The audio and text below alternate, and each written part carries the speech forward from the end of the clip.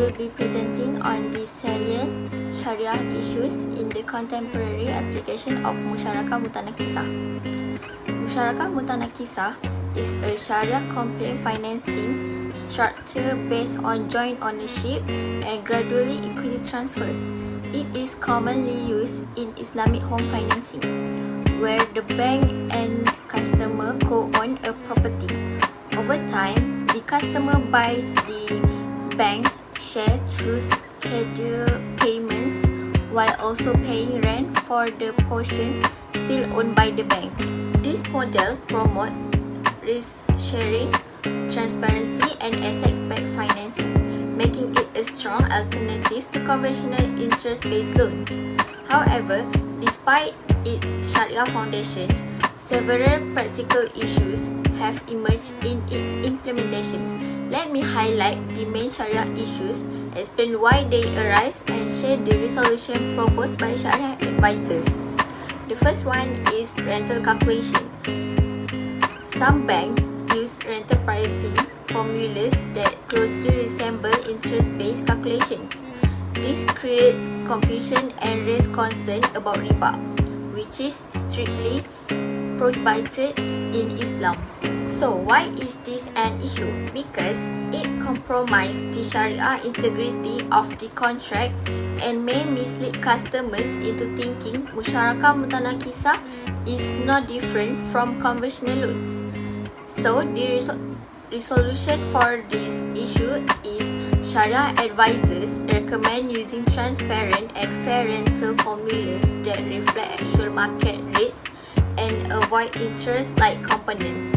The second one is late payment charge. Penalties imposed on overdue payment can resemble interest if not properly structured. This again risks riba elements entering the contract. Why is this an issue?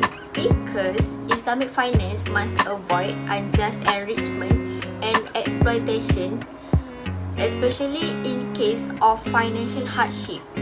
So the resolution of this issue, Sharia scholars advise that late payment charge should be symbolic or channeled to charity and not treated as income for the bank. Next, the third one is improper contract structure. Musharakah Mutanaqisah involves two contracts, which is Musharakah and Ijarah.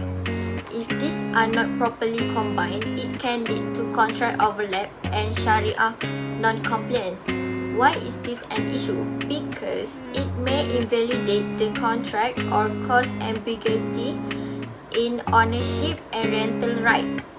So the resolution for this advice is Shariah advisors stress the need for clear documentation with each contract properly defined and sequenced. The fourth one is risk allocation structure. In some cases, banks shift all risks such as property damage or depreciation to the customer despite being joint owners. Why is this an issue? Because this contradicts the principle of shared risk, which is central to Musharakah. So the resolution for this issue is Sharia governance require that risk be shared proportionally and bank must bear their share of ownership related responsibilities. The last one is maintenance responsibility. There is often confusion over who handles major and minor maintenance. Some banks neglect their duties despite partial ownership. So, the issue, it leads to unfair burden on the customer and violates the ethics of partnership. So, the resolution of this issue is Sharia advisors recommend a clear responsibility framework outlining who handle repairs, takaful coverage, and upkeep.